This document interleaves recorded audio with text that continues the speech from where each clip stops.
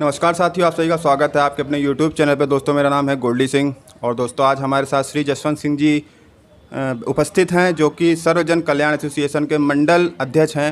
और सर, परिचय देते हुए बताइए। मैं सरदार जसवंत सिंह, सर्वजन कल्याण एसोसिएशन का मंडल अध्यक्ष। मैं आज से लगभग 2 साल पहले से इस एसोसिएशन से जुड़ा हूँ।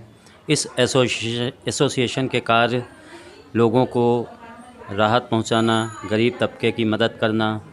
अभी कोरोना काल में ही जो ये भी डोज लगाए गए थे, पहली और दूसरी खुराक के, इसके भी हम लोगों ने कई कैंप विभिन्न स्कूलों में जाके लगाए हैं और उसमें भी हम लोगों ने हज़ारों लोगों को डोजेज उपलब्ध कराए।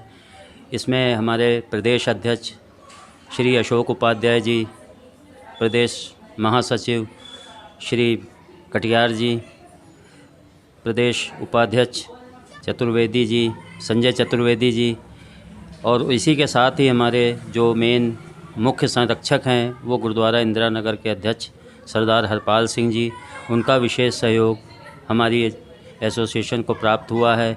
उन सभी के माध्यम से हम लोगों ने विभिन्न स्कूलों में विभिन्न तरह से जो भी संभव मदद हो सकी उस तरह से लोगों की मदद भी की है, जिसमें राशन वितरण भी हम लोगों की एसोसिएशन द्वारा किया गया है समय समय पर। उसके अलावा जो हम लोगों ने विशेष कार्य किया है वो कोरोना से बचाव के लिए जो भारत सरकार द्वारा उपलब्ध कराई गई पहली और दूसरी खुराक थी, उसके भी हम लोगों ने जगह जगह कैंप लगाकर इंजेक्शन लगवाए हैं, जिससे कि कोई भी व्यक्ति कोरोना जैसे इस घातक बीमारी से बच सके, वीरगति को ना प्राप्त हो। इसलिए हम लोगों ने ये उचित कार्य किए हैं, जिसका हम लोगों को काफ़ी सहयोग मिला है। हर किसी का सहयोग मिला है, जन धन हर तरह से लोगों ने हम लोगों को काफ़ी मदद की है। अच्छा सर, मैं एक चीज़ जानना चाहता हूँ। जैसे कि पंजाबी लोग जो होते हैं उनके अंदर कहते हैं कि जो समाज कल्याण की भावना होती है वो काफ़ी भावना से ओतप्रोत रहते हैं। जैसा कि आप भी पंजाबी, मैं भी पंजाबी हूँ, और इसी से रिलेटेड आप जुड़े हुए समाज में कल्याण का काम कर रहे हैं। तो ऐसा कार्य करते वक्त आपको कैसा महसूस होता है कि जन कल्याण वो कितना ज़रूरी है समाज में? जन कल्याण तो मेरे हिसाब से हर व्यक्ति को जितना संभव हो सके उसको करना चाहिए, चाहे किसी एसोसिएशन के थ्रू या किसी अन्य माध्यम से। मैं गुरुद्वारा इंदिरा नगर से भी करीब 20 सालों से जुड़ा हुआ हूँ।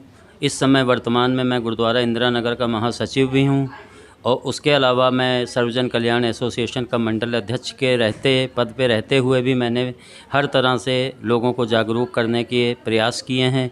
जो भी संभव मदद होती है हम लोगों की एसोसिएशन के द्वारा किया जाता है। जैसे कि मैं पहले भी आपको बता चुका हूँ कि सबसे पहला जो वो था, सबसे भयंकर बीमारी जो हमारे भारतवर्ष में फैली हुई थी, भारतवर्ष में क्या पूरे हिंदुस्तान में ही फैली हुई थी, पूरे वर्ल्ड में ही फैल गई थी, पूरे वर्ल्ड में ही फैली हुई थी।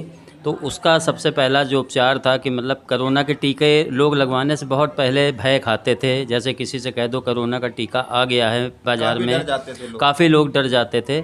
लेकिन हम लोगों ने उस चीज़ को बहुत काफ़ी हद तक हम लोगों ने लोगों को जागरूक किया घर घर जाकर कि ये कैंप हम अपने यहाँ ऑर्गेनाइज कर रहे हैं और आप लोग उस कैंप में पहुँचें और टीका लगवाएं।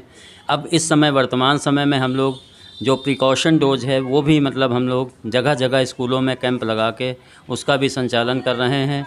अभी शुक्रवार को भी एक कैंप लगा था, जिसमें भी कम से कम 300 टीके हम लोगों ने प्रिकॉशन डोज के लगाए हैं। मन में एक क्वेश्चन उमड़ रहा था मेरे कि जैसा कि इस समय की मंकी पॉक्स एक बीमारी है जो कि बहुत फैल रही है, तो उसको लेकर अभी हिंदुस्तान में उतना जो है अवेयर नहीं है लोग। फिर भी लोग की एक जिम्मेदारी बनती है इंडिविजुअल के तौर पे कि अवेयर रखना और लोगों को करना, ये बहुत ज़रूरी है। तो सर, इसके तहत आपके जो एसोसिएशन है, क्या उसकी प्लानिंग है, क्या उसका कुछ प्लान तैयार कर रहे हैं ऐसा आगे फ्यूचर में? मंकी पॉक्स के मामले में अभी तक जो भारतवर्ष में केवल पहली मौत जो हुई है केरल में, वो मामला एक उजागर हुआ है। लेकिन उसके अलावा जो डॉक्टरों ने बताया है उस हिसाब से अभी हम लोगों को कोई ऐसा दिशा निर्देश भारत सरकार या राज्य सरकार द्वारा नहीं जारी हो पाया है। हमें क्या, किसी को भी शायद अभी नहीं जारी हुआ, क्योंकि वो अभी केवल चिकित्सा उपलब्ध चिकित्सालयों में वही उपलब्ध हो पाया है, इसलिए उसके बारे में अभी मैं अपने कोई मतलब वो नहीं दे पाऊँगा। फ़िलहाल इस समय जो हमारी एसोसिएशन कार्य कर रही है वो प्रिकॉशन डोज जो भारत सरकार ने बूस्टर डोज जिसको भी कहा गया है, उसके लिए हम लोग प्रयत्नशील हैं कि अधिक से अधिक लोगों को वो लग जाए, और प्लस जो बच्चों को लग रहे हैं 12 वर्ष तक के बच्चों को जो डोज दी जा रही हैं वो भी हमारे कैंप में बराबर दी जा रही है। और कैंप का ऑर्गेनाइज जो है हमारा, हर हफ्ते में एक कैंप का आयोजन हम लोग ज़रूर कर रहे हैं। जी सर, मैं ये बात जानना चाहता हूँ कि जैसे कि आप समाज से जुड़े कल्याण कार्य करते रहते हैं, तो जीवन में बड़ी शांति मिलती है, क्योंकि जो व्यक्ति करता है अपने सच्चे मन से उसको जो है जीवन में उसी को ही अनुभूति होती है ये चीज़ कल्याण करके। तो सर जैसे कि आप करते हैं तो लोगों को भी क्या इसके प्रति सुझाव देना चाहेंगे कि लोगों को भी करना चाहिए ऐसा जन कल्याण सर? लोगों को इस कार्य के लिए आगे आना चाहिए। भले तन मन तो आदमी लगा ही सकता है, धन के अभाव हो तो भी कोई ऐसी दिक्कत नहीं है। अगर हमारा मन पवित्र है और हम अच्छे कार्य करना चाहते हैं तो ईश्वर से भी हमें प्रेरणा मिलती है। और फिर मैं तो एक ऐसे परिवार से भी हूँ कि हमारा सिख फैमिली जो है, सिख परिवार हमारा जो है वो हमेशा दूसरों की मदद करता आया है। हमारे गुरुओं ने भी यही कहा है कि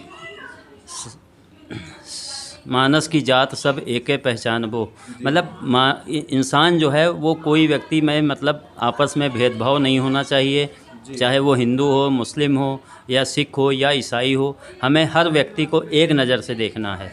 इसलिए हमारे कैंप में जितने भी लोग आते हैं उसमें हर तरह के लोग होते हैं, सबको हम अपने उस हिसाब से सबको मतलब ट्रीटमेंट देते हैं।